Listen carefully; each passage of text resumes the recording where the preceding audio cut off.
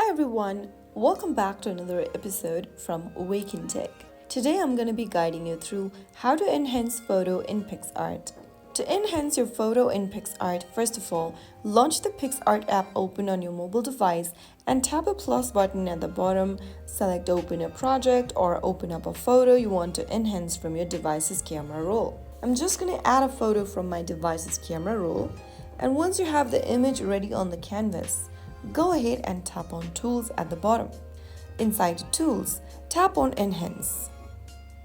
This will automatically improve the photo's brightness, contrast, and clarity. You can also go ahead and choose the amount of clarification you'd like to apply.